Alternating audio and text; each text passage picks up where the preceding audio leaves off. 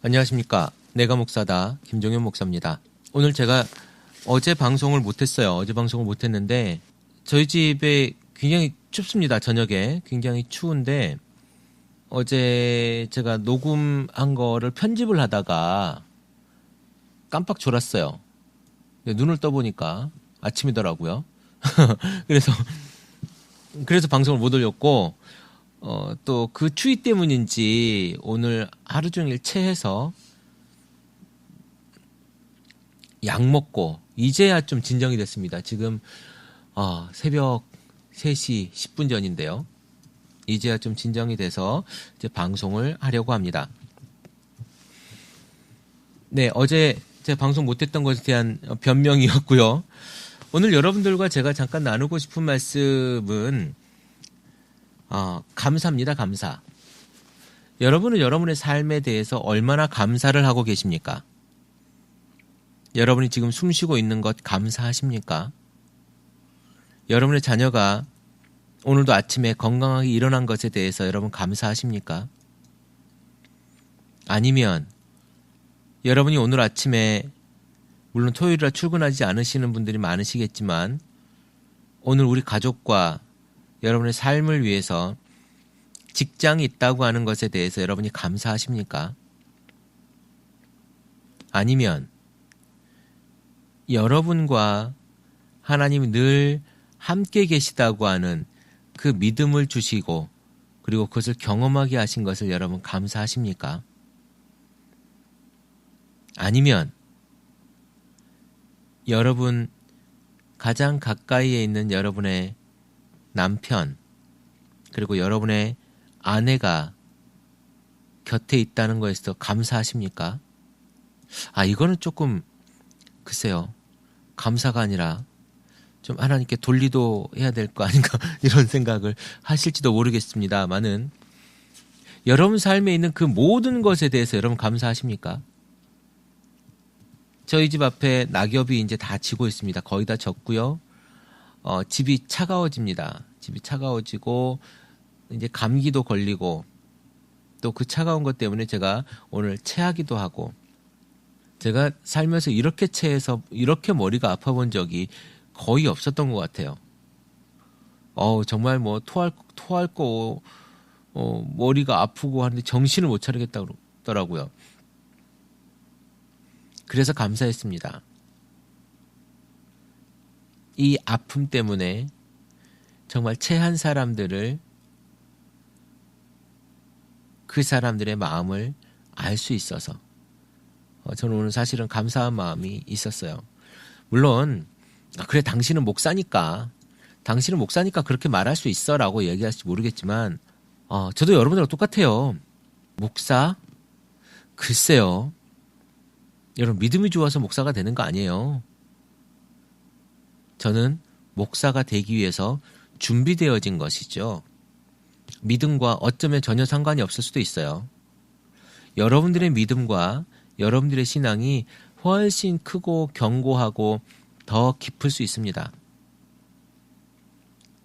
저는 목사가 되기 위해서 신학 공부를 하고 또 대학원 공부를 하고 또 목회 현장에서 실습을 하고 전도사로서 시취를 받고 또 일정 시간이 지난 후에 또 목사로서 안수를 받고 목사가 된 것이죠. 이것이 신앙의 깊이와 또 믿음의 정도와는 전혀 관계가 없을 수 있어요. 목사니까 이런 말 하는 것이 아니라 저는 감사해서 이런 말씀을 드리는 겁니다. 저는요, 저랑 저녁에 놀아줄 수 있는 제 아내가 있어서 너무 감사해요.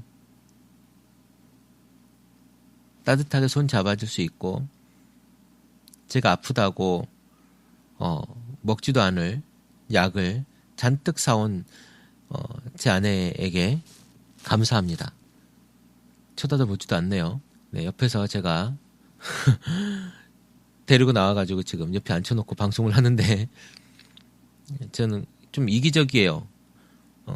제가 같이 놀고 싶을 때 꼭 있어야 되고 제가 놀고 싶을 때 옆에서 자고 있으면 막 간지럽혀서 깨웁니다. 불편하게 해가지고. 그래서 놀다가 저 잘 때는 제가 먼저 자죠. 어찌되었든 여러분 정말 감사가 여러분 살아있습니까? 이번 주가 추수감사주일이죠. 오늘은 토요일이니까 내일이면 추수감사주일 준비하겠네요.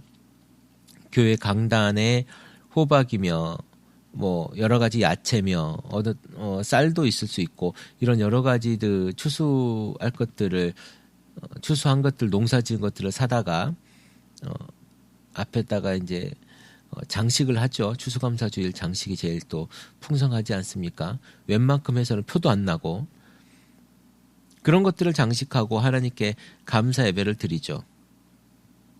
과연 여러분은 그 감사가 1년에 한 번 있는 퍼포먼스입니까? 아니면 정말 여러분들이 살아 숨쉬고 있는 이것 하나만큼으로도 여러분이 감사하는 마음을 충만히 가지고 계십니까? 그것만 있다면 하나님께서 정말 여러분들을 기뻐하실 겁니다. 감사. 솔직히 여러분 같은 사람, 또 저 같은 사람, 우리를 이렇게 살려주시고 이렇게 살게 하고 이렇게 이쁜 애를 낳게 하고 이렇게 예쁘고 즐거운 아내를 또 이렇게 잘생기고 멋있는 남편을 함께하게 한 이런 것들에 대해서 여러분 감사하지 않으십니까? 네, 물론 제가 말씀드린 아내와 남편의 이야기는 여러분들의 이야기가 아닐 수도 있어요. 왜냐하면 여러분들은 남편과 아내를 사랑하지 않거든요. 원수 덩어리고 마음에 안 든다고 서로를 바가지 긁기만 할 거거든요.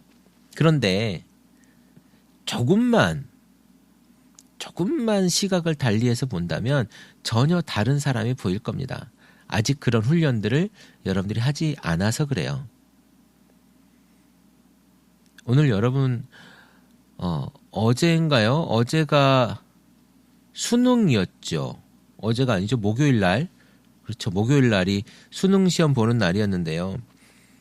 이제 이 친구들이 어찌 보면 이 수능 한 번으로 평생의 어떤 일들이 결정이 될 수 있어요. 사실.